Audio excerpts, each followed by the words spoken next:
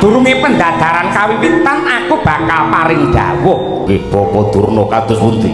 Nata ling manah kula daya-daya ngadani pendadaran sampun boten kenging sinayudan malih. Bebasan nyidam rujak ing pacih kaselak mangertos tetering para kadang Kurawa Pandhawa ing reh kridaning perang pupuh. Bapak Guru sedya kula muhung sageta nuhoni dawuhipun Sang Dwija. Namung kemawon rehne kula angraos taksih tebih saged damel marming Dwija. Mila saderengipun kula nyuwun lumunturing pangaksami Bapak. Angger Kurupati syukur menawi jengandika sakadang sampun sameta ing samukawis. Angger punta sampun wasumelang ing penggalih. Jer pendadaran menika namung badhe ngukur sepinten ngelmu yang sampun rinegem dening para siswa. Langkung menika dapur limprah upami wonten kirang lan langkungipun menang sarta kalahipun. Siswaku kabeh wae margagi gatekna. Pendadaran iki nganggo tatanan ora mung waton tumindak. Sing sapa nerak angger pewalering guru bakal nampa pidana. Dene pranatane siji, ora kena mbadal dawuh, kapindho ora kena tumindak culika, kudu lumaku sak benere. Tataran pandadaran ingkang angka 2, sepisan sawiji-wijining siswa kudu ngatonake keprigelan olah gegaman. Ingkang kaping pindho ngatonake kasekten perang lawaran tanpa senjata. Yen nganti ana ingkang cilik gawe lara, gedene gawe patine mungsuh, mesti bakal ndak pidana. Inggih sendika ngestuaken dawuh. Sira kabeh ndak wenangake milih gegaman jumbuh kelawan krenteking atimu. Ayo para sepuh, para sentana kabeh wis padha rumanti. Ketokno marang kaprawiranmu, ketokno lamun to kowe duwe kadigdayan sing linuhur bisa ngayomi kawula-wulan bangsamu negara Ngastina.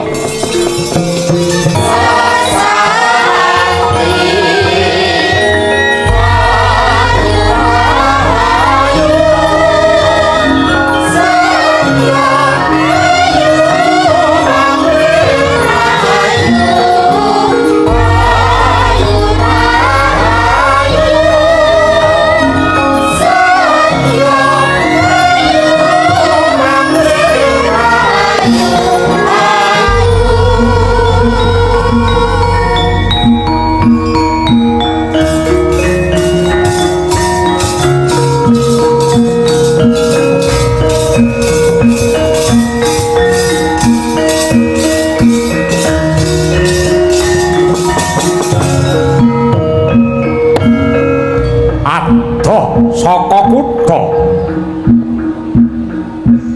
kawis tinggal papan jembar gilar-gilar mapan sak cedhaking kukuburan ingkang kinupeng tanduran tebu lan alang-alang mapan aning negari Ngastina. Denu bengi gunung cilik sinela jengleking watu geng ngungkang ing luhuring jurang. Ya ing kono papan pakuwane Sang Kumbayana ya Resi Durna kinarya memulang para Pandhawa lan Kurawa. Tengah ngare wis winangun blabar kawat kinarya ajange gegladen olah kaprajuritan lan guna kasantikan.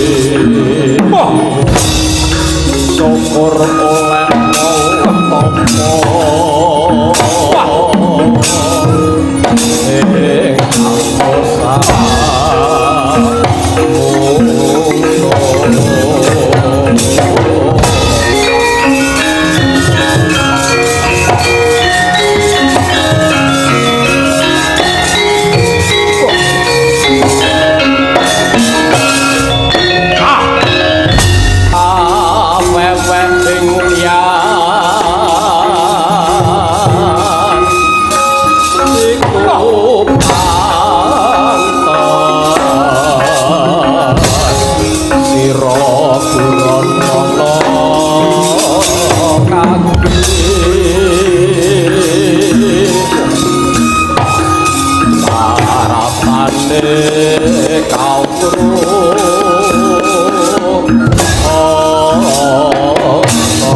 Woi.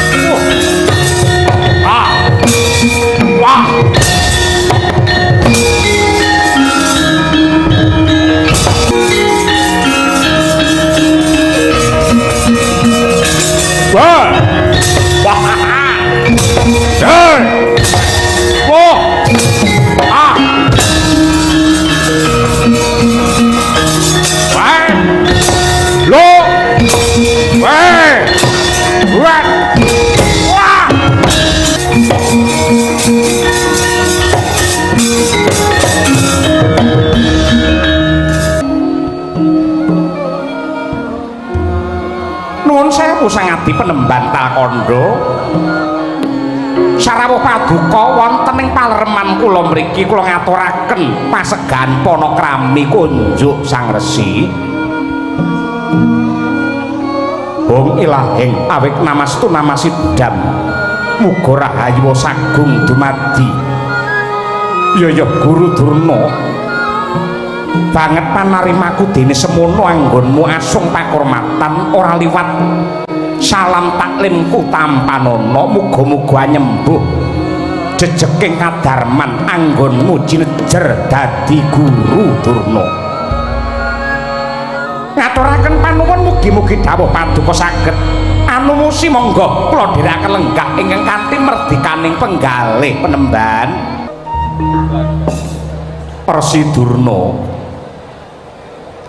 Adoh saka Kalkondo aku tumeka ana ing pakuwonmu iki kejaba tilik kayuwananmu.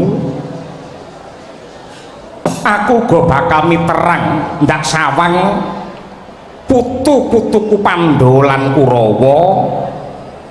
Sakwise 3 taun iki Puruhita marang panjenengamu wis akeh undak-undakane. Nadyan to sagebyaring kilat mau wis ndak sawang sing padha gegladen nyatane wis pinter olah kridane ngadilaga ngembat watang saluhuring turangga unclang gada tangki sing curiga miyang lumaraping Warastra prigel mranata geral baris tegese Pandhawa lan Kurawa kena tak jagakake dadi satriya ingkang prawira lan santosa ingkang ngadeg jejeg aning tengahing adil anggone bakal memayu hayuning rat Pramudita Durna. Nuwun sewu sangadi Penemban Mahatma Bisma. Nyuwun pangapunten sampun keladuk anggen paduka mangalembana dumateng kula. Awit kula ngrumaosi cingkrang ing pamawas cupet ing kawruh lan ing samukawis. Durna. Nadyan mengkono aku pengin ngerti, aku kepengin sumurup paugeranmu apa lan wewatonmu kepiye anggenmu mulang siswamu iki Maragagi Babarna Kumbayana. Dosang Penemban nuwun sewu paugeran sarta adeg-adeg anggen kula nularaken kasekten lan kaprawiran dumateng para siswa sayekti dipun perang dados 3 tataran ingkang sepisan trampil ora kridaning perang pupuh kaping kalih ngrembakaning nalar tumangkaring pambudi dene kaping 3 lungiting pangesti. Telung perkara telung tataran mau maknane kepiye Durna? Ingkang sepisan trampil olah gegaman guna kasantikan lan kaprajuritan pancen dados ancasing gegayuhan nanging lugunipun sedaya kawruh kaprawiran kala wau menawi kinarya gebyur telenging paperangan yektosipun tanpa daya menawi boten linambaran tumangkaring pikir lan muluring pambudi. Sanadyan sekti mahambara paribasan otot kawat balung wesi bebasanipun tangeh kuawi ngasoraken dumateng mengsah menawi boten linambaran petang ingkang permati mongko sagedipun metang tawi ngitung kedah mulur nalaripun jembar ing dados wawasanipun. Ya banjur siswa nggayuh kawruh kok kudu linambaran lungiting pangesti kuwi nalare kepiye Durna? Nyuwun pangapunten Penemban. Lungiting pangesti menika dados pancadan gigah daya luwih ingkang dumunung saranduning jasad. Mestinipun sangat dipenemban boten badhe kekilapan bilih namung daya luwih menika ingkang nemtokaken ungguling kaprawiran olah kridaning perang lan guna kasantikan tumrap tumangkaring nalar daya luwih minangka pambuka weninging pamawas pratiti sing tumindak dene saranipun gigah dumateng daya kala wau muhung kinantenan tumajuh ing panembah linambaran laku brata anut kadewasanipun piyambak-piyambak menawi sampun kuwawi nggayuh tataran menika ateges para anak murid kula saged anjumbuhaken lakuning lahir lan batin ingkang dados tok sumbering aji jaya kawijayan bebasan ingkang cinipta dadi ingkang sinedya teka. Dosang Maharsi nuwun sewu sasampunipun kula babar cak-cakan kula anggen kula mulang dumateng anak kula utawi siswa kula samangke kula aturi nintingi leres lan lepatipun menawi patra kula dados guru kirang mernani dumateng penggalih kirang andadosaken leganing penggalih paduka monggo kula aturi paring pidana dumateng kula Penemban.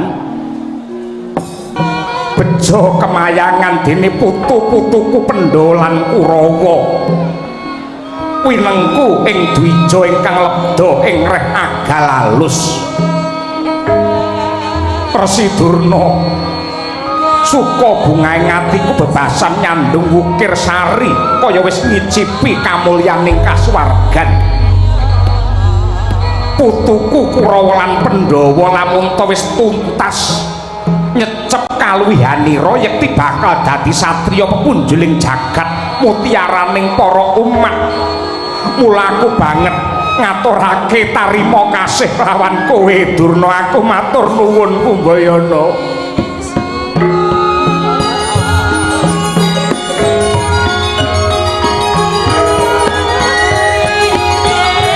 Mulang lan gulawentah kelawan murid-muridmu Pendholan Kurawa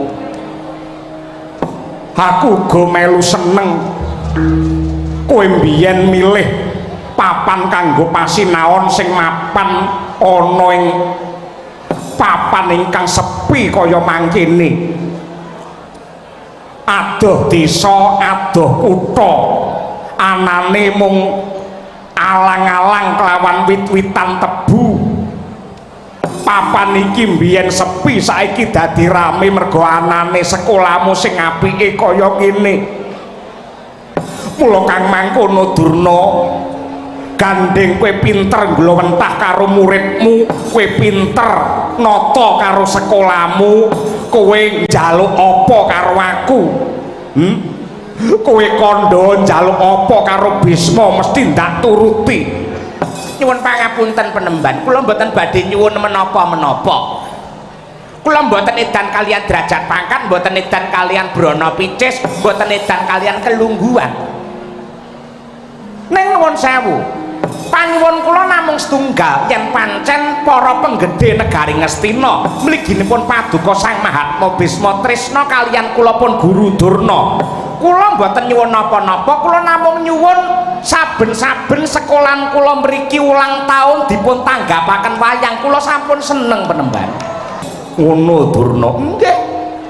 Tegese negara Ngastina sing bakal ngeragati. Mboten.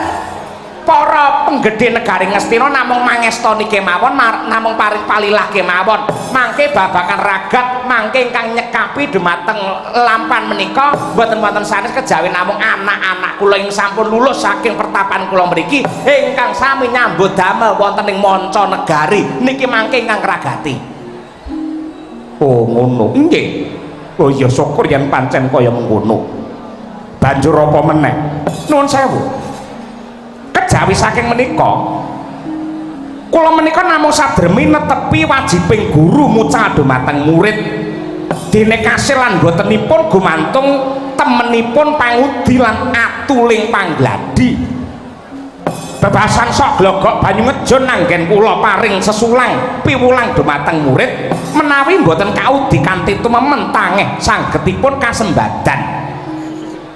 Durna, pancen bener kang dadi ucapmu, lan aku pitaya Kumbayana bisa bebangkit gregeting para putu-putuku Pandhawa lan Kurawa lan sira ndak wenehi kewajiban ambombong sarta amecut.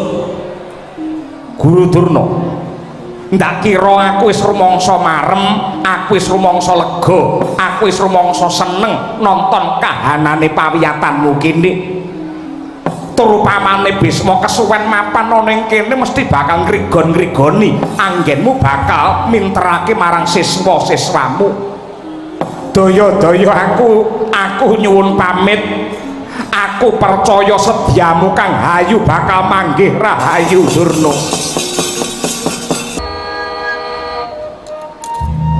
Ndak waspadakake iki Dipati Harya Sengkuni sing teka. Monggo ndak aturi pinarak ingkang kanthi prayoga Dipati. Iya Kakang Guru Durna. Matur nuwun pangrasa ora kurang prayoga anggenku sebo ora liwat salam taklimku katur Kakang Penemban. Ya wis ndak tampa gawe bombong ing rasa ora liwat tiba sepadha-padha. Ana wigati apa ndak sawang kok semengko pengawak bojro. Sigra kang mawa gita semune nggembol wigati Dipati. Nah, ngene ya Kakang. Bloko Suta blakotang terus terang aku nggumun setahun njembleng sak rendeng sak wuse weruh papan pawiyatanmu iki. Kok ngono dasare apa? Nuwun sewu. Ing atase sekolah niki papan pagurane para raja putra atmajaning ratu Gung Binetara. Lah kok mapan ana ing sak cedhaking pakuburan sepi nyenyet adoh lor kidul kaya ngene. Dipati ngene ya Di. Saka pamawasku papan sepi ingkang adoh saka keramaian iki ing pangangkah supaya para siswa padha taberi anggone angudi marang ilmu, tuwajuh anggene angudi undhak ing kawruh. Kusik Kakang. Ndak sawang papan palermane para siswa banget anggone prasaja ketitik sesirap alang-alang tetawing godhong siwalan turune lemek godhong garing abebanta kayu aking. Apa kaya ngono kuwi ora jeneng sarwa kujiwa elinga Kakang Durna, muridmu kuwi dudu wong saudon saurupan nanging putra-putrane ratu sing rina wengi sumanding kelawan kamulyan lan kanikmatan. Lah kok papane kok gilani kaya ngene. Adipate,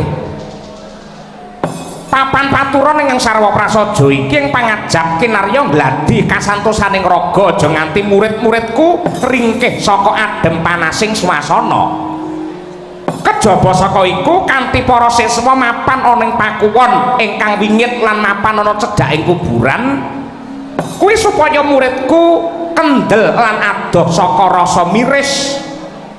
Ternyatane jinejer dadi satriya lan prajurit mono kudu tetek tatak lan tanggon, ora kena jirih getih lan wedi mati.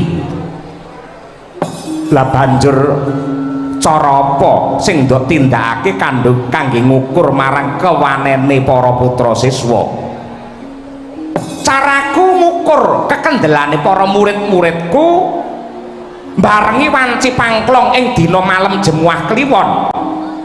Aku anggelar lawe utawa bolah piwit saka pakuwon kene mlebu nasak kuburan terus bali marang pakuwon iki meneh. Banjur siji mbaka siji siswaku ndak perintah mlaku nurut lawe kuwi mau.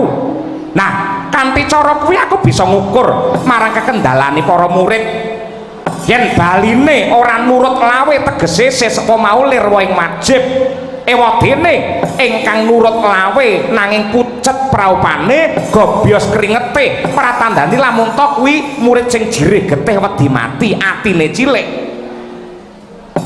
Banjur para Kurawa piye, kendel apa ora? Kurawa sing cacahe 100 kuwi sing kendel mung wong 4. Nadyan to Kurawa ana sing kasil nanging akeh-akehe teka pakuwon raine pucet, ambekane melar mingkus, celanane kebroh merga kepoyoh-poyoh. Ana meneh Kurawa sing lagi wae mlebu ana kuburan, parandene wis nyerah, tangane wis diunggahake. Bengok-bengok ana ing kono, mlayu numbuk bentus sebab girap-girap. Oh ngono. Ning nuwun sewu upamane Kurawa jirih kuwi memper. Jer wiwit cilik ora nate mapan ana nggon sepi lan wingit, nanging yen Kakang Kumbayana sabar lan telaten, ndak kira Kurawa bakal ya dadi. Merga banger bacin pinter bodhone Kurawa lan Pandhawa kuwi dadi tanggung jawabe Guru Durna. Lho mengko dhisik mengko dhisik. Yen ndak rasa lereking pangandikamu bakal ngebot-ngeboti jejibanku dadi guru. Awit asor luhuring pakarti arum jembering bebuden mono ora mung dadi tanggung jawabe guru, nanging owah gingsiring bebuden lan jagating srawung kuwi ya nemtokake ala lan becike bocah. Nadyan to rina wengi aku nuntun murid-muridku marang luhuring budi lan hayuning pakarti, nanging yen srawunge karo wong rusak ingkang hambek susila watake drengkis rai tan wurunga bakal sasar susur sing dadi patrape. Nah, iki ngene Kakang. Yektine aku sowan mrene iki diutus dening Sinuwun Prabu Destarata supaya nyuwun katerangan marang panjenenganmu bab Kurawa lan Pandhawa sakjroning meh 3 taun dadi muridmu iki asile kepiye? Dipate apa Kakang? Aku tak ngatonake witing klapa sak lugune, aku tak ngandhakake sing sak nyatane. Kurawa lan Pandhawa kuwi wis mumpuni olah kridaning perang pupuh, mung bedane yen Kurawa kaduk nengenake ngreh kewadakan linambaran santosa tuwin rosaning otot bayu. Ginayuh kanthi mangan wareg sarwa mirasa, semune ora nengenake lungiting pangesti. Dene para Pandhawa bab kewadakan ya diudi, lungiting pambudi uga digayuh. Lakune Kurawa mangkono iku ndak anggap bener. Santosaning raga bisa dadi daya karosan. Ngendi ana wong kuruk cilik bisa nduweni karosan kuwi tangeh lan lamun Kakang Durna. Bener kanggo kowe nanging kleru tumraping Durna. Nuwun sewu Nadyanto karir longlit bebasane yen sinau. Dasare sinung daya luwih bisa ngungkuli gajah 1000 kang dadi karosane. nanging kuwi ora tinemu nalar. Yen kanggone Durna nalare kaya ngono kuwi. Pandhawa ing reh kanuragan ora nguciwani tumangkaring pikir tebaning pambudi hanglangkungi keplasing pangesti ora mantra-mantra lamun temaksih timur prasasat pandhita ingkang wis gentur teteki kuwi kahanane para Pandhawa. Aku ora ngalembono Pandhawa ning aku omong apa anane. Kakang Durna nuwun sewu, aku minangka wakiling Ratu Ngastina Kakang Dastarata ora gampang nampa pelapuran ingkang durung cetha kasunyatane. Mula kinarya mbobot bener lan luputi apa kang dadi pangandikamu mau kudu kinantenan bukti ingkang kinawruhan utawa ditonton dene wong akeh. Banjur sing ndok karepake piye? Prayoga dianakake pendadaran tumrap para putra siswamu ing reh olah kridaning perang pupuh sarana sineksen para sesepuh mudune para sentana lan kabeh para kawula ing negara Ngastina. Kanthi mangkono bisa ditimbang kasil lan orane anggene Kakang Durna mulang karo putra-putra Ngastina kudu dianakake pandadaran. Kowe pecus apa ora mulang karo murid?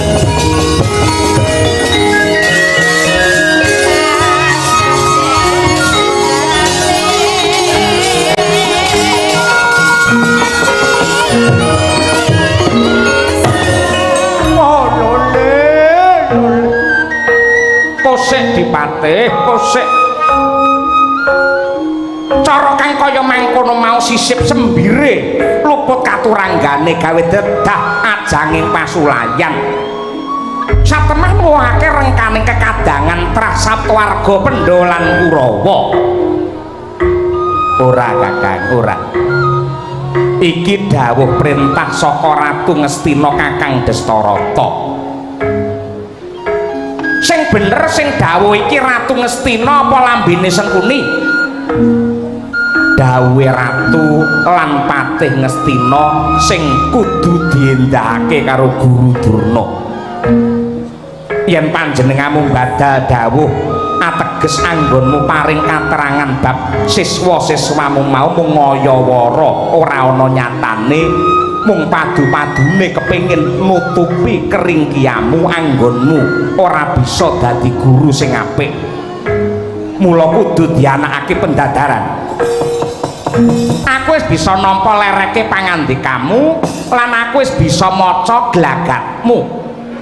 Cetane iki mengko sing bakal diuji dudu murite nanging malah gurune. Ya, aku bakal ngestokake dawuhe Patih Ngastina, malah panyuwunku pendadaran bakal ndak adani utawa ndak gelar besok ing dina Anggara Kasih. Yen nyata-nyata asile ora mranani penggali ingkang kawugan mligine Sinuwun Dastarata, aku trima dicopot anggenku dadi gurune Pandhawa Kurawa. Yen perlu Durna saguh digantung ana alun-alun. Nah, rak ngono.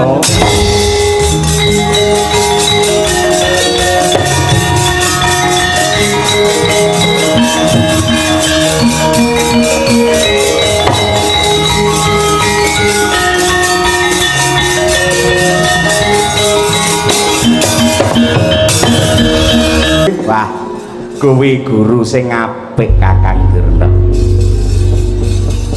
Tegese panjenenganmu kuwi dwija sing tanggung jawab tenan. Yen iki mengko asile ngremenake penggali Kakang Dastarata, aja kuwatir, belanjamu mesti tak undhaki, pangkatmu tak unggahke. Wis ya Kakang, gandeng ripalungguhan iki wis cetha pratela, daya-daya aku nyuwun pamit.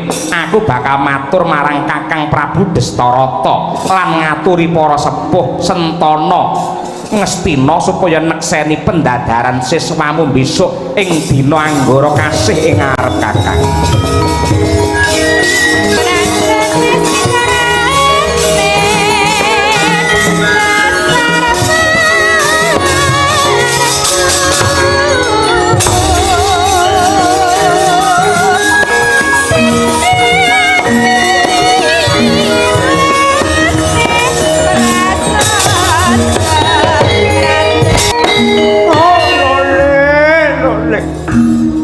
Sengkuni wiwit kuncung nganti gelung kok durung owah sing dadi tumindakmu. Ngendi papan ngendi nggon saben-saben ana Sengkuni kok kahanane dadi kisruh swasana ora tentrem.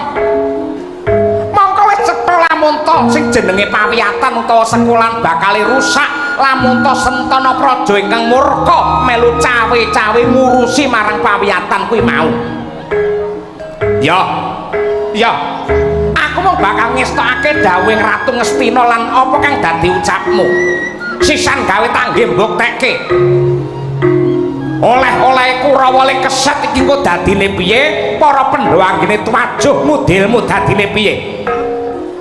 Bejo cilaka tak tampane mbuh mulya Parkasa bakal ndak tampa kanthi ikhlas lahir batin. Sing baku kewajibanku wis rampung anggenku minterake marang murid-muridku kabeh.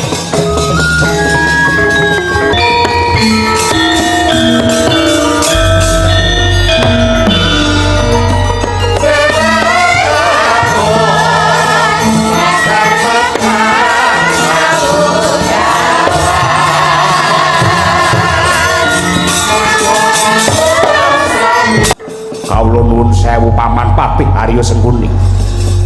Wanter amiji dumateng ingkang putra kula pun Kurupati dumadung dawuh.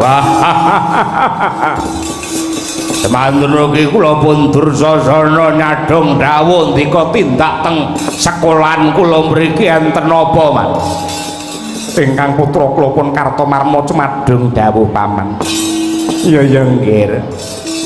Angger Kurupati, Dursasana, Kartomarma lan kabeh para sata Kurawa. Nembe wae pamanmu Sengkuni iki sowan ana ngarsane gurumu ya kuwi Sang Resi Durna. Gandeng wis meh 3 taun anggenmu nggayuh kawruh ngudingalmu ana ing pawiyatane Guru Durna. Iki mengko bakal dianakake ujian utawa pendadaran ingkang wis ditemtokake dening gurumu ya kuwi besok ing dina Anggara Kasih utawa Selasa Kliwon. Nanging lalakon kang kaya mengkene iki yektine mung rekadaya rekayasa sandiupaya anggene golek marang keringkiyane para Pandhawa. Sebabipun kok mekaten menika kados pundi, Paman? Wis cetha ngegla tanpa warana lamun to Pandhawa lan Kurawa ki ngibarate kaya banyu karo lenga. Tetep dadi mungsuh bebuyutan merga Pandhawa kuwi klilip mungguing netra satru mungguing cangkrakan tumraping Angger Kurupati. Gegayuwamu tangeh bisa kasembadan, sediamu tangeh bisa kelakon lamun to Pandhawa isih urip. Oh ngaten. Iya. Lajeng kados pundi? Nah, ripalungguhan iki para Kurawa kinen ngatonake lelabuhane marang gurumu Durna. Kowe kabeh kudu ngetokke marang lelabuhanmu sing pinter gawe mareme Guru Durna supaya besok ing pendadaran ing mangsa ujian Guru Durna tresna karo Kurawa kabeh. Mekaten Paman. Iya. Kurawa kabeh dina iki ana pakaryan sing kudu ndok tindakake kanggo srana ringkihe para Pandhawa. Ndak jaluk para Kurawa siaga ing diri sawiga ing gati budhal marang negara Pancala, nyerang Pancala kanthi pawadan njaluk bandane pamanmu Gandamana. Lho nggih riyen, Mak. Perkarane niku napa kok weruh-weruh Kurawa wang perintah gebak negara Pancala niku kados pundi? Niku negarane pepunden, niku negarane para-para yang sampun dianggep sepuh dening para sata Kurawa. Kosek rungokno sing dadi tuturku. Yen wis padha perang gegempuran antarane Kurawa kelawan wong Pancala, mengko kowe mundura saka madyaning palagan. Mengko Pandhawa sing bakal ndakjokke perang mungsuh Gandamana. syukur yen Pandhawa mati ewadene ora kuwi wis cukup kanggo nyuda marang kekuatane para Pandhawa. Yen Pandhawa wis kentekan daya mengko ana madyaning pendadaran Kurawa bakal gampang anggene ningkes karo para Pandhawa. Iki sing kudu ndok tindakake. Mekaten paman yen tetelo kados mekaten boten langkung sendika ngestakaken dawuh lajeng keparingipun bidhal dhateng Pancala gepuk negari Pancala radya bencang menapa nadyan colok lintang rambatan pundak sambung berbudal dina iki Kartomarma wonten dawuh paman jeneng sira sing ndak dapuk minangka dadi cucuking Pramadyabala angkatna para sata Kurawa budhal marang negara Pancala radya kalilan kula amit madhal pasilan paman. Kawula nuwun sewu paman. Sarawuh paduka paman Patih Harya Sengkuni katuran kasegan Panakrami kunjuk paman. Nggih nggih andadosaken bingahing manah kula sanget anggen kula nampi kalilan ingkang putra Puntadewa cumadong dawuh wonten wigatos menapa dene paman rawuh wonten palermanipun para Pandhawa mriki ngeten nggih nggih nuwun sewu kula mundi dawuhipun ingkang Wadistarata lan Guru Durna para Pandhawa kadhawuhan siyaga amargi benjang dinten Anggara Kasih badhe dipun wontenaken pendadaran siswanipun Sang Guru Durna kinarya ngertosi sampun dumugi sepinten anggenipun sami gegulang kawruh ing bab tosing balung lan uleting kulit.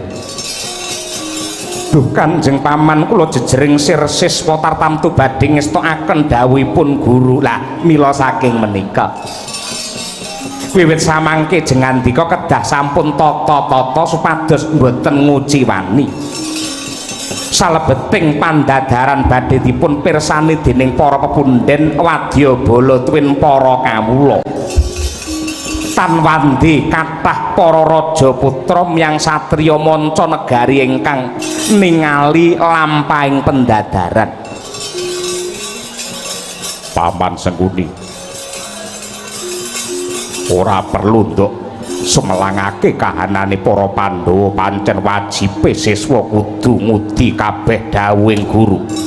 Lah sakmangke ingkang daku kedah wiwit tapa brata cegah dahar kaliyan nindra upami padatanipun sedinten menika dahar kaping 3 samangke cekap dahar sepisan kemawon tur mboten sah mawi ulam lan tigan perlunipun supados lebet pangestinipun tuwuh kadigdayanipun badya kurwaking bebasanipun kari lunglit nanging menawi pinter tapa brata lan prihatin manteng semedinipun tan wurunga badhe amimbuhi dumateng kasantosanipun. Tumrap para Pandhawa kurang mangan lan kurang turu wiwit dudu laku meneh pancen saben dinane kaya mengkono. Pancen mangane Pandhawa karo Kurawa neng kene wae digawe beda. Mongko jari padha-padha probya saka negara Ngastina. Niku sanes kula lho nggih, yakin sanes kula. Kula mboten nyuda hak jatahipun para Pandhawa, sedaya sampun enten abdi ingkang majipi. Abdi yen ora diperintah mokal duwe patrap sing kaya mangkono. Mengko dhisik Bratasena mengko dhisik. Paman lajeng menapa malih dawuhipun Adipati Destarata? Anu nggih Kakang Durna lan para pepundhen dawuh rehne sampun 3 taun jengandika sakadang meguru dumateng Kakang Penemban Durna lajeng menapa piwalese murid dumateng guru. Paman sedeng gesang kula kemawon ngepek ayom mila menawi Bapa Durna mundhut prabiya badhe kula suwunaken dumateng Adipati Destarata langkung rumiyin. Yen pancen kaya mengkono tegese Destarata ora sembodo ing atase Durna Guru wis 3 taun makarya ana kene teka ora dipikir. Lho sampun kelentu panampi nggih. Kakang Durna mboten mundhut Raja Brana nanging kepengin sumerep kasetyane murid dumateng guru. Yen pancen iku kang dikersakake apa wae perintahe guru mesti bakal ndak estokake. Nah, ngeten. Kula tak cariyos sekedhik bab sejarahipun Guru Durna. Sejatosipun Guru Durna menika nalika sepisan prapta wonten ing Nusa Jawi mriki, piyayinipun bagus kaduk mbranyak kekasih Raden Kumbayana. Kakang Kumbayana nyambangi sederekipun tunggal sapeguron nenggih Ratu Pancala ingkang jejuluk Prabu Drupada inggih pun Sucitra. Nalika ing pasewakan Sang Kumbayana menika lajeng ngrangkul merga saka bungae lan kangene dumateng seduluripun. Tanpa tida-tida lajeng Gandamana menika ngajar dumateng Kakang Kumbayana dianggep wong murang tata ora weruh karo tutata susila. Wekasan Kumbayana dipun pilara dening Gandamana satemah sariranipun Raden Kumbayana bibrah kados sakmangke. Nah, bab menika anjalari runti ing Kakang Durna dumugi samangke tandhes wonten ing ati. Mila Kakang Durna upata yen Kurawa utawa Pandhawa bisa nyowanake bandane Gandamana bakal jinunjung dadi siswa sejati wenang nampa sakabehing guna kasantikan lan kadigdayan pepethingan. Ewadene yen ra bisa mbanda Gandamana aja ngarep-arep yen dadi putra kinasih dening Guru Durna.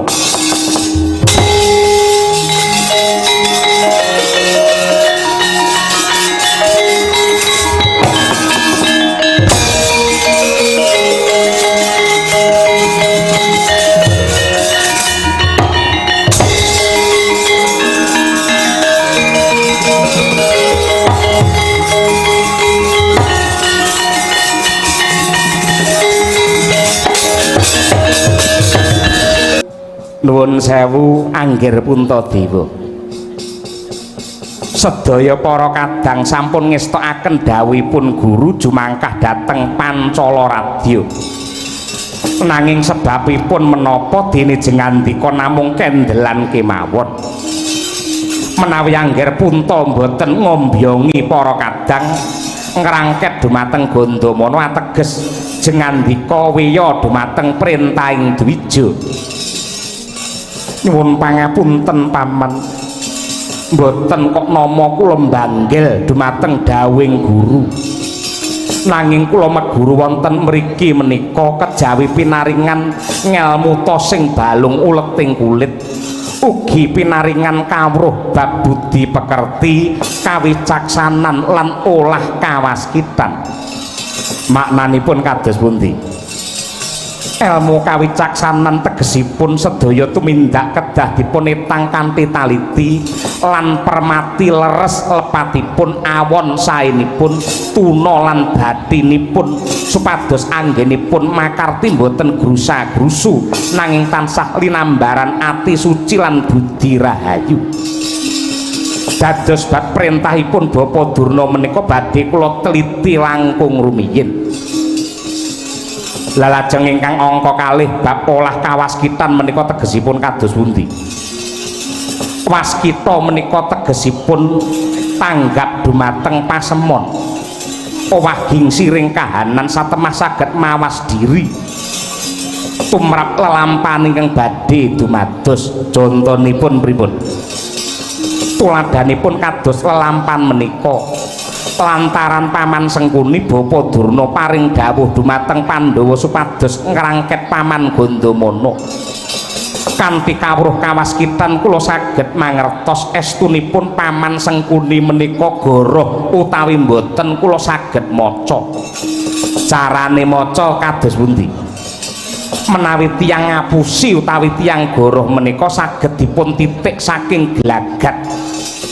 nalika ngucap mani ing mripat ing sisih tengen nginggil kedhepipun retel mboten wonten lan mboten wantun maspaosaken netrane tiyang ingkang dipun apusi astanipun kala mangsa nutupi praupan tutuk lan bathuk napas mboten tumata tembungipun mboten runtut mesem nanging mboten tulus lenggahipun mboten jenjem lajeng menawi kanthi wewaton menika kinten-kinten glagati Sengkuni iki jujur apa ngapusi nitik saking glagat pancen mboten wonten tanda-tanda bilih paman Sengkuni menika ngapusi awit tiyang ingkang sampun kulina lan pinter ngapusi menika glagatipun angel dipun waca omong apa parak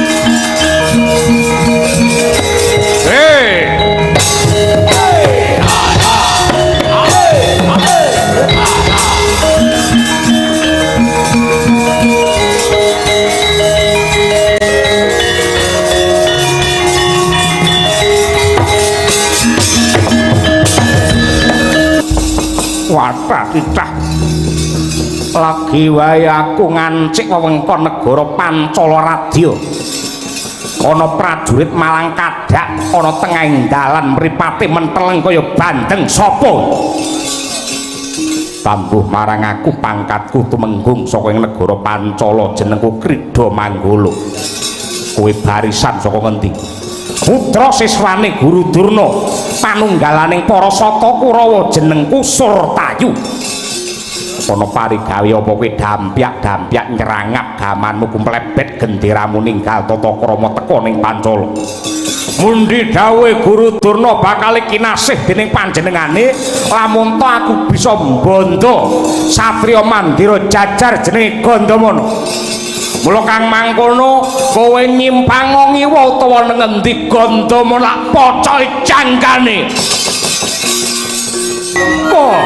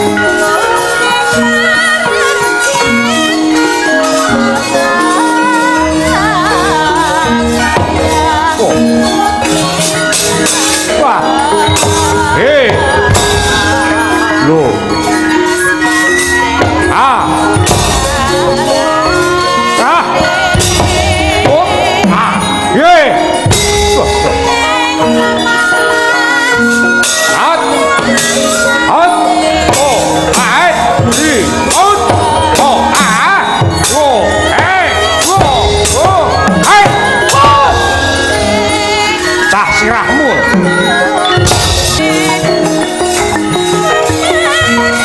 Ojo mikat. Oh.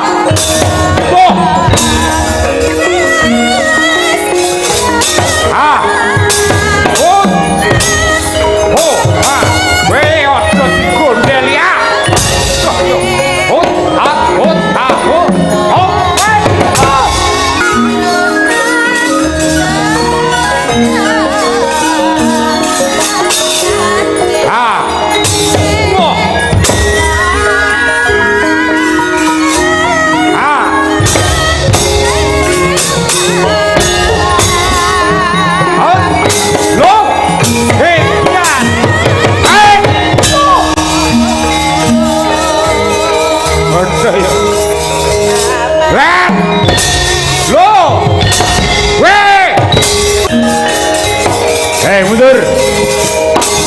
Oh.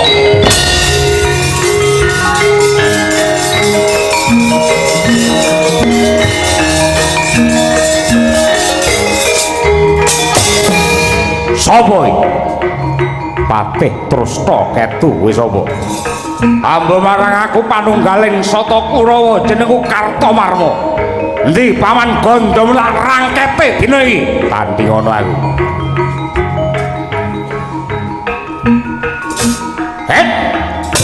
Wah. Loh. Dan. Wait. Oh. Oh. Loh. Ya. Oh. Oh. Ah. Citraksi tantemu.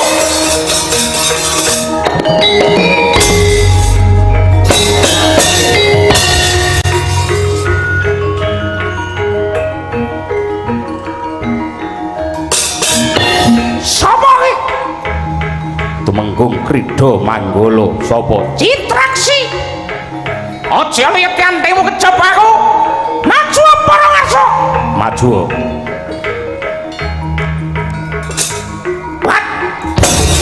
Wedian nglelengi ho lo ampuh tenan ut lo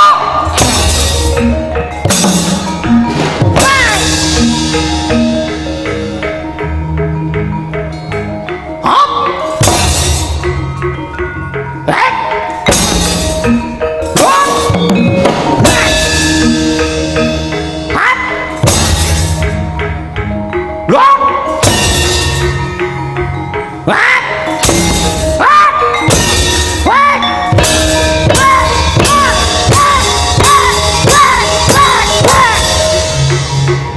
edan sekti tenan. Sekti apa? Wah.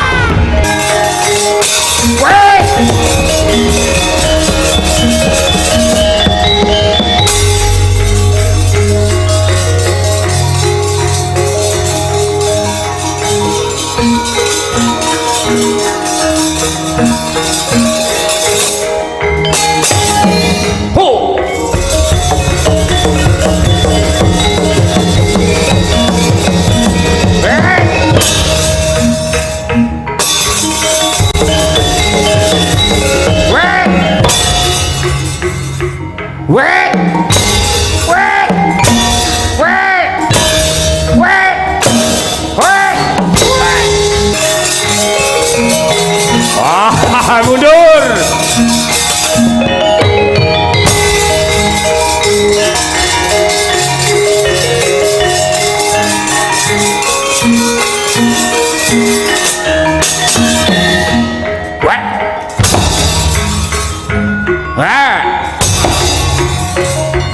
Wait. What? Oh. Wait. Wait. What? Oh. What? Oh. Ah. What? Oh.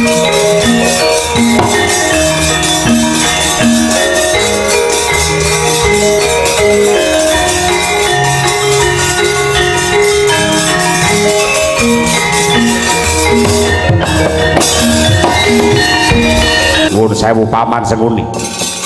Kula aturi sumingkir lelanangi temen perdune saking negari Pancala. Kula ingkang badhe jangkah wonten madyaning pabaratan mangke rumiyin nggih. Nuwun sewu eman-eman dumateng kawibawan paduka menawi tumut campuh yudha wonten madyaning pabaratan Pancala mriki.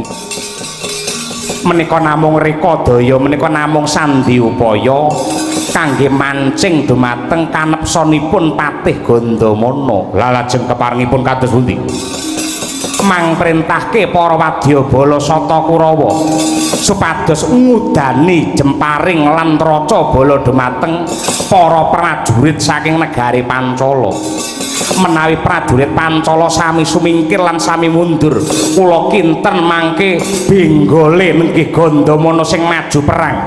Ngestokaken dawuh.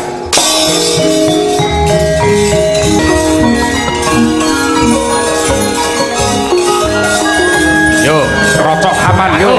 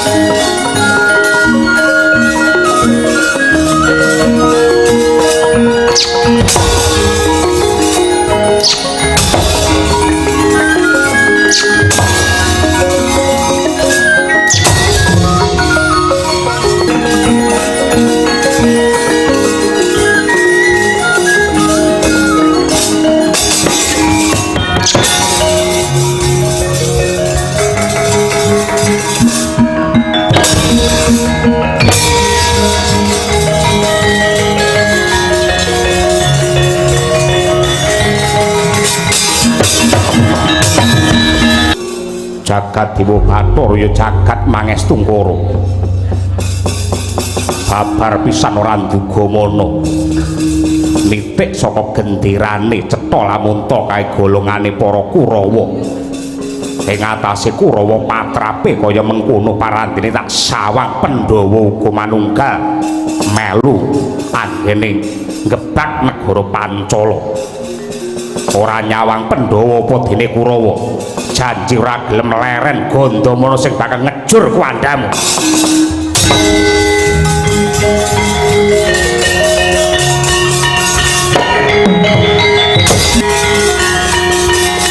Salah. Kurawa mundur. Mundur Kurawa. Mundur. Yo mundur.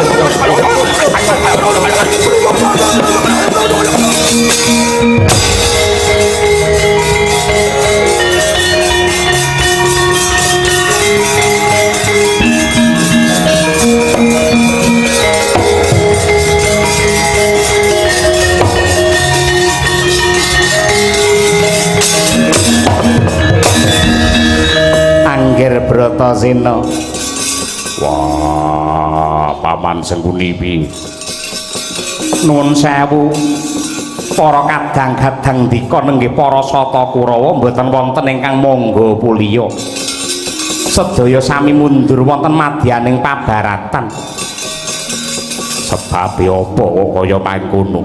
Karana ingkang magut suraning driya mboten wonten sanes kejawi namung ingkang Paman Mandira jajar nenggih Patih Gandamana. Malah ingkang Paman Gandamana sumbar maciya-ciya aja mung Kurawa. Ayo Bratasena sing ngaku dadi bebantenge Pandhawa kon maju rene jangkae dhewe.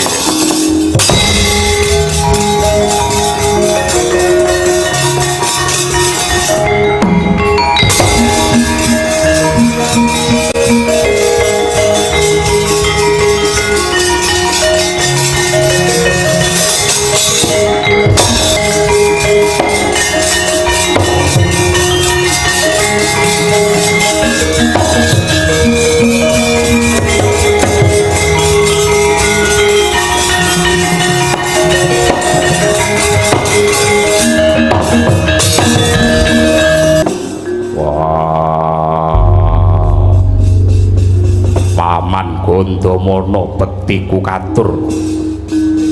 Oh, Bratasena iya nggih Resena. Nggih. Ndak elingake kuwi aja melu celeng boloten kebolatengen mundhak bubrah ora pernah kahanane. Wis cetha lamun ta Kurawa ki rina wengi tansah ngumbar kamurkan lan kanistan ya gene kok Bratasena ngombyongi. Paman Gandamana sing gedhe pangapuramu. Aku manunggal lawan para sata Kurawa ngepuk negaramu Pancala merga aku manut karo perintahe guru sing kudu nyuwanake marang bandanmu. Lho, dadi kowe arep ngrangket karo Gandamana? Yo. Dosa lan keluputanku apa? Mbuh aku ora weruh. Dawe Guru Durna minangka tandha bektiku marang guru. Aku sakadang bakal diaku dadi siswa sejati yen bisa nyuwanake Gandamana pamanku. Bratasena, yen pancen wis kenceng lan wis gembleng kang dadi tekadmu kaya mengkono, ya aku mung manut. Ning cara-carane kebo sapi jagalan luwih dhisik yen kepengin kowe mbondo Gandamana. Sisan gawe aku kepengin weruh sepira kadigdayane murite Durna jangkah ilang nyawamu.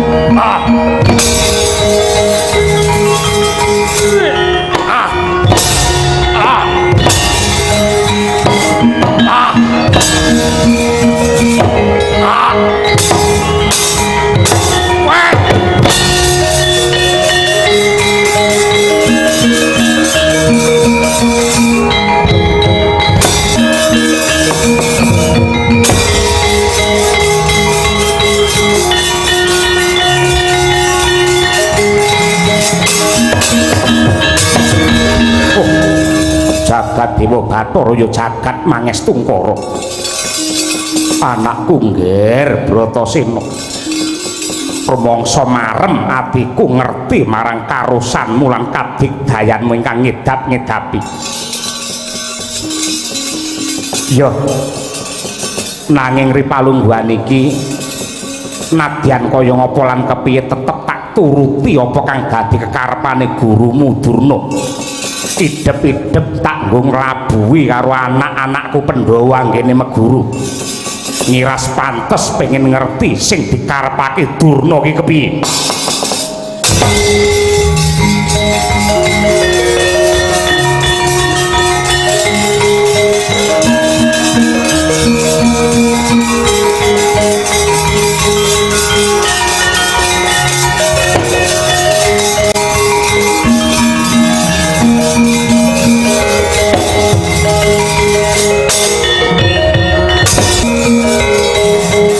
Wah, lancar.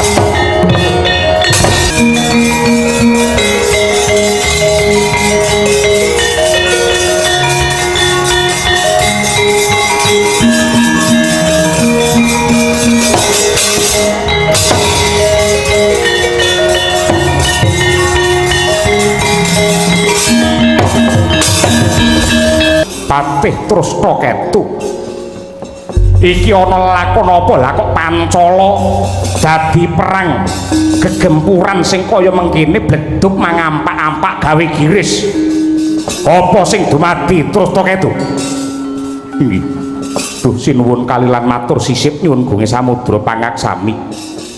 Dinten samangke negari Pancala ketrajang dening mengsah. Musuhe sapa? Nuninggih putra Ngastina seswanipun Guru Durna nenggih Pandhawa kaliyan Kurawa. Malah atur ninga sinuwun ngaturaken ketiwasan ingkang rayi mandira jajar Raden Gandamana samangke kapikut dados bandan dipun royong-royong bineta wonten negari Ngastina. Edyan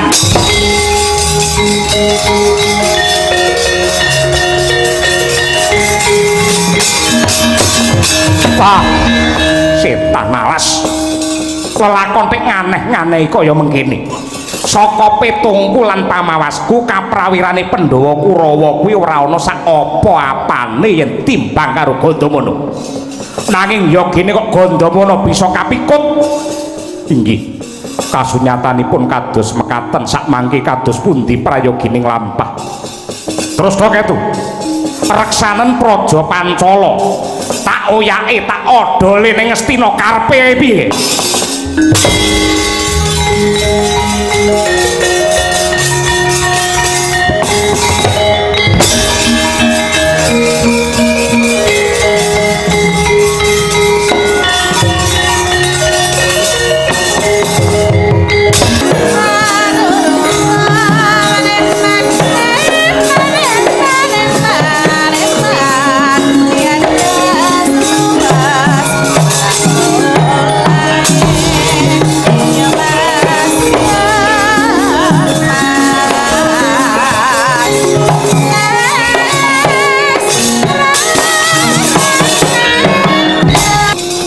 Kalau gembar manyar-manyar berit gantil buntute kisah.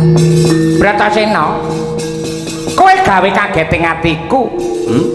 Kowe swana ning pakuwonipun bapa kanthi ngaturake bandan iki. Sing ndok karepake kepiye? Bratasena. Wah.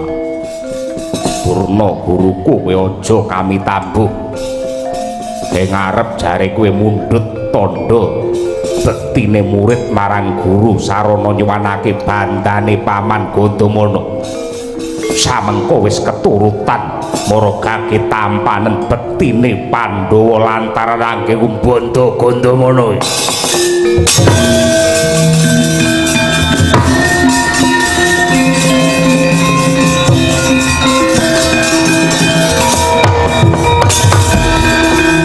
Mengko dhisik Bratasena, sing ndok karepake piye? Wah, ya kene Durna guruku malah kaya wong bingung.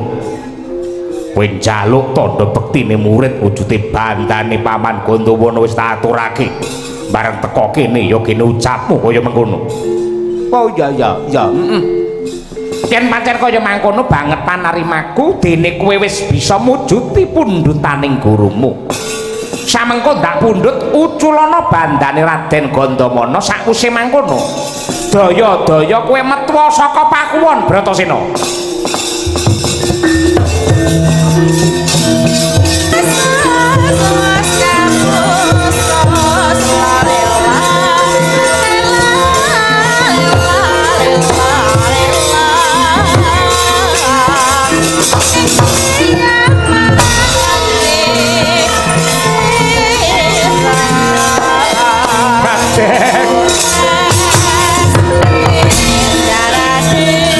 Kakang Prabu Susitra.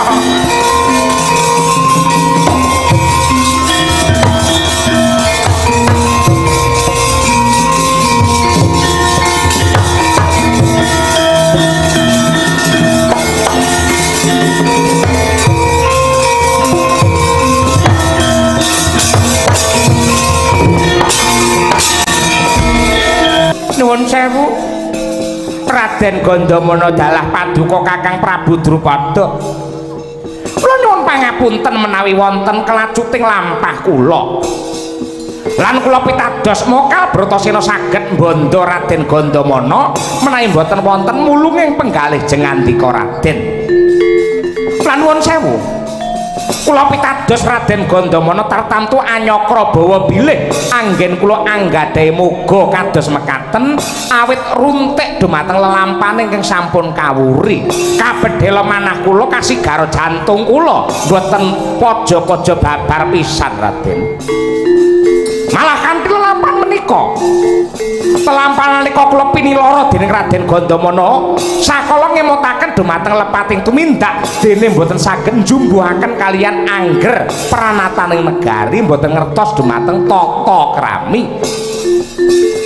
Dene ingkang kaping kalih ngemutaken anggen kula kumingsun adol gendung nepak sedaya para sekti ingkang mapan wonten ing tanah Jawi mriki. Ya Guru Durna, aku bisa nampa marang dawuhmu. Kepara aku ngaturake panuwun dene panjenenganmu kersa paring ilmu kasantikan marang anak-anakku Pandhawa. Aku bombong weruh kasektene lan karosane Bratasena ingkang ngidap-ngidapi Guru Durna. Yayi Penemban Durna, tulusing atimu lan luhuring bebudenmu ingkang kaya mangkono mau sakala pun Kakang rumangsa isin Drupada rumangsa lingsem. Leripun kados pundi? Duk nalika pun Kakang swita marang ramamu Prabu Baratwaja ing atas angin biyen tansah runtungan kelawan siadi nadyanto ora kawedar lan kewetu pun Kakang nate sumpah besok lamun aku bisa mukti wibawa siadi bakal ndak kanthi ngenyam kamulyan mau. Nanging nyatane tumeka samengko prasetya mau durung keturutan jalaran aku pancen kalimput mergo anggenmu mendem anggenku mendem karo kelungguhan lan derajat pangkat. Kakang Prabu Sucitra sampun ngendika ing kados mekaten. Jernyatanipun kula sampun rumaos bagya mulya suwita wonten Ngastina dipun sungga-sungga dening para siswa kula Pandhawa lan Kurawa. Yayi. Sepisan iki pun Kakang nyuwun gungan kelawan siadi supaya aku bisa netepi bawa leksana ora lincat ing janji kang wis ndak tetepi ana ing atiku. Mongkono tetembungan sabda Brahmana Raja sabdane pendhita pangandikane ratu kuwi kudu sepisan dadi ora kena wola-wali. Keparingipun wiwit dina iki gelem ora gelem siadi sun paringi lenggah sak pralimane negara Pancala tetepa dadi srana kanggo ngluwari nadarku utawa punagine Drupada.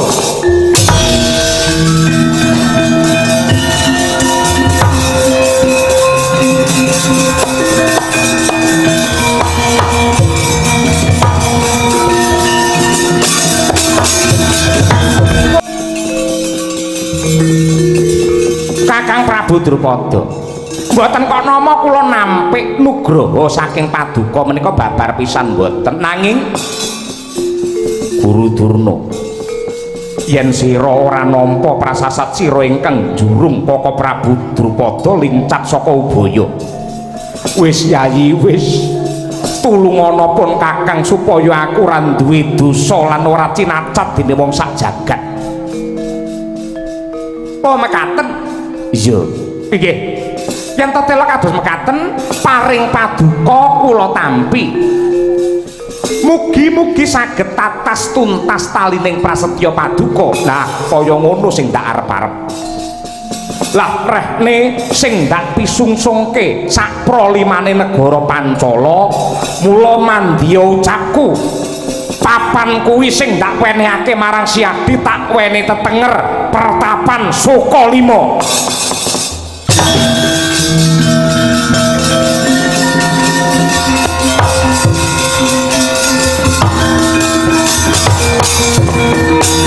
Oh nggih matur nuwun sanget anggen kula nampi nanging nuwun sewu gandeng samangke sampun andungkap dinten Anggara Kasih utawi Selasa Kliwon sampun wancinipun pandhadaran siswa Sukalima menika kedah kula wiwiti kula nyuwun pangestu dumateng Kakang Prabu Pancala miwah Raden Gandamana kula suwun lenggah mungguing panggung jajar kalian para sepuh ing Astina mirsani dumateng tetering murid-murid kula. Ya aku bakal nekseni mbok menawa ya pancen iki ingkang sinebut pandhadaran siswa Sukalima Durna.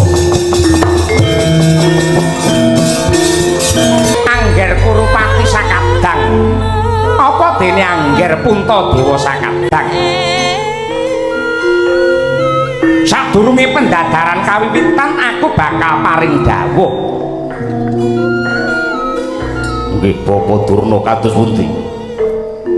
Nata ling manah kula daya-daya ngadani pendhadaran sampun boten kenging sinayudan malih. Bebasan nyidam rujaking pacé kaselak mangertos tetering para kadang Kurawa Pandhawa ing reh kridaning perang pupuh. Bapak Guru sedya kula muhung sageta nuhoni dawuhipun Sang Dwija. Namung kemawon rehne kula angraos taksih tebih saged damel marming Dwija. Mila saderengipun kula nyuwun lumunturing pangaksami Bapak. Angger Kurupati syukur menawi jengandika sakadang sampun sameta ing samukawis.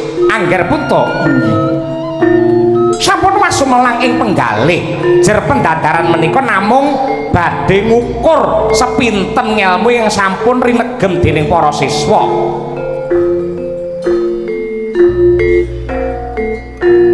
Langkung menika dapur limrah upami wonten kirang lan langkungipun menang sarta kalahipun siswaku kabeh wae margake gatekna. Pendhadaran iki nganggo tatanan ora mung waton tumindak. Sing sapa nerak angger pewalering guru bakal nampa pidana. Dene pranatane siji, ora kena mbadal dawuh, kapindho ora kena tumindak culika, kudu lumaku sak benere. Tataran pandhadaran ingkang angka 2 sepisan sawiji-wijining siswa kudu ngatonake keprigelan olah gegaman. Ingkang kaping pindho ngatonake kasekten perang lawaran tanpa senjata. Yen nganti ana ingkang cilik gawe lara, gedene gawe patine mungsuh, mesti bakal ndak pidana. Inggih sendika ngestuaken dawuh. Sira kabeh ndak wenangake milih gegaman jumbuh kelawan krenteking atimu. Ayo para sepuh, para sentana kabeh wis padha rumanti. Ketokno marang kaprawiranmu, ketokno lamun ta kowe duwe kadigdayan sing linuhur bisa ngayomi kawulamulan bangsamu negara Ngastina.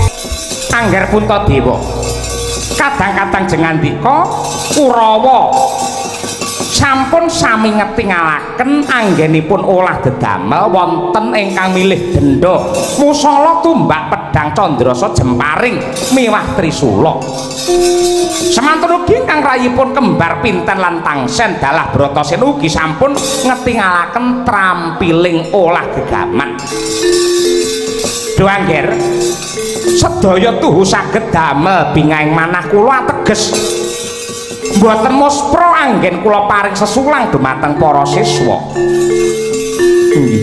syukur bagi sewu yen tetela kados mekaten butul padha sakala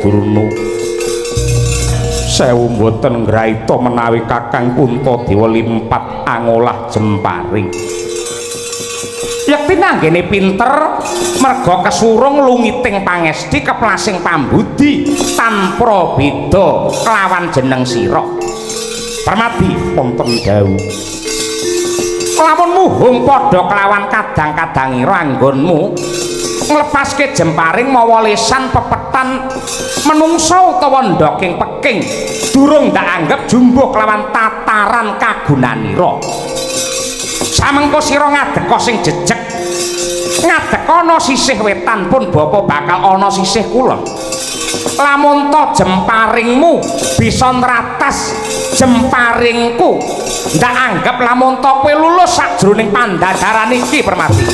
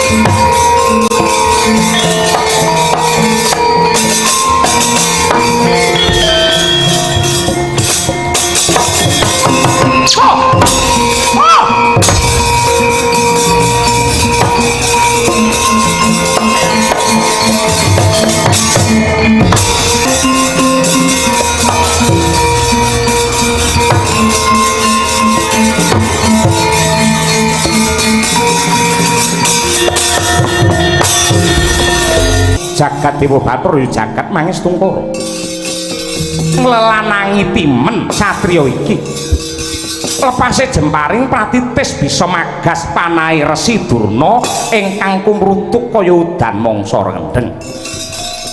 Parmadi aja dianggep mung murite Durna sing bisa kaya mengkono. Sawangen anak kusir iki Suryaputra.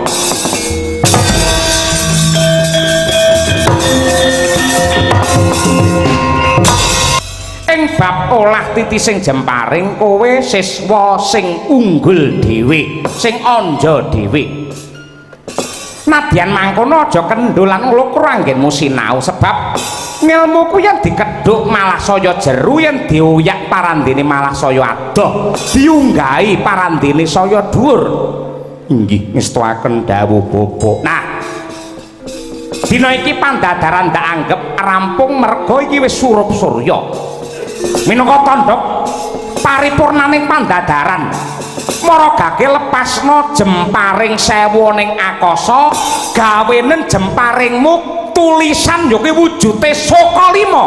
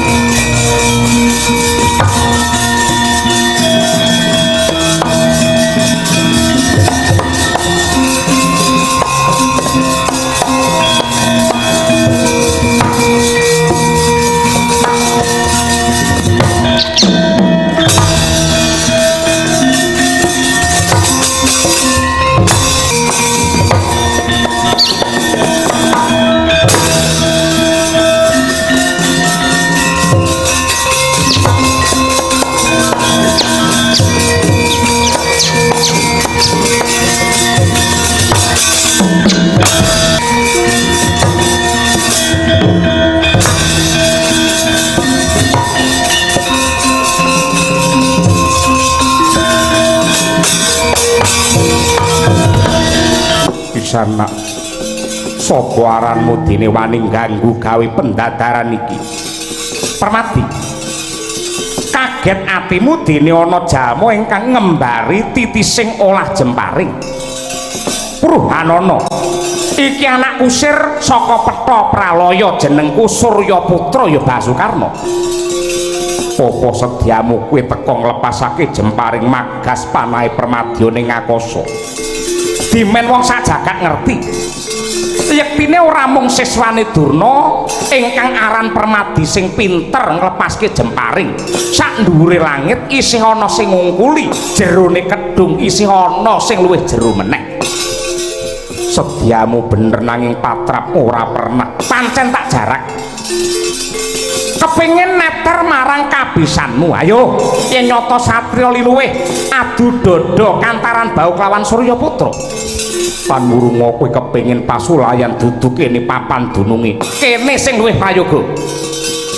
Men disekseni karo gurumu Kawula lan Wadyabala Ngastina suprambahe para sepuh. Sapa sing atos balunge ulet-ulet kulite. Yen kowe lumuh tetandingan kelawan aku cetha lamun to blegermu satriya nanging jiwamu mulur mungker kaya cacing rambet jaji. Ini dalan partimu.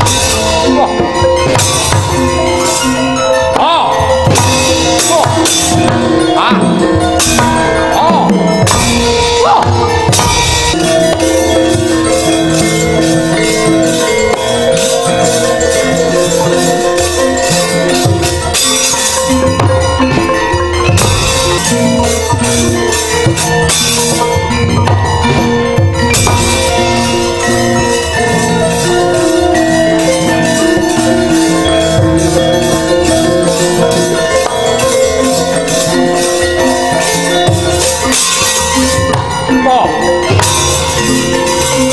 Oh. Ah.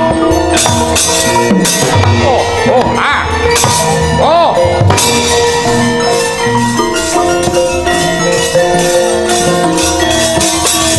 Oh. Ah. Ah.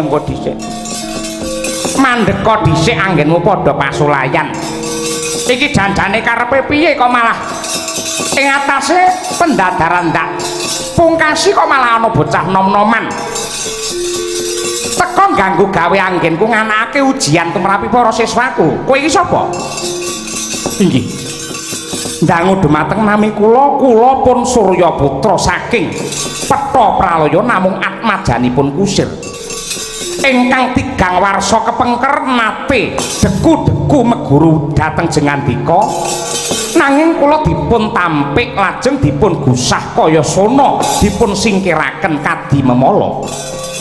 Oh, iya Gus, iya. Aku njaluk ngapura merga sisiping tumindakku nalika semana. Nanging nyatane tanpa kowe meguru karo Durna, sliramu wis bisa ngregem kasekten guna keluwihan ingkang kaya mengkono. Lakar menika ing dados gegantaning manah kula. Sageta anggadhahi pangkat derajat tuwin semat. Satemah boten bineda ing antawisipun sama samining titah. Ya, aku cocok, aku condong, aku rumajang. Ora ana wong sing urip ki sing ora kepengin kabeh sarwa kepenak lan mulya. Surya Putra. Aku njaluk ngapura. Lamun ta ana kuciwaning atimu dene anggonku. Gladi kelawan permati kadigdayane durung paja-paja madani kelawan kaprawiranmu. Kawontenanipun pancen kados mekaten. Ateges siswa Jengandika dereng kalebet satriya pepethingan. Ya, bener. Pancen tak akoni siswaku durung pinter. Mung wae ngerti ya. Tumrap siswaku kasekten dudu nering gegayuhan. Lho. Kenging menapa Jengandika keraya-raya anggladi prang menawi boten dados ancasing gegayuhan. Pruhanana Surya Putra. Siswaku ndak kekudang dadya satriya ingkang tansah ateteken weruh kelawan lungguh. Weruh tegese ngerti marang pranatan uda negara tata krama sarta kasusilan kuwi weruh.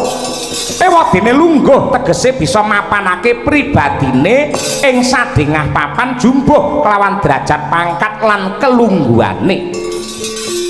Yen wuta marang weruh lan lungguh dudu sapa-sapa ingkang bakal cinacet ing jagat kejaba siji guru loro wong tuwane.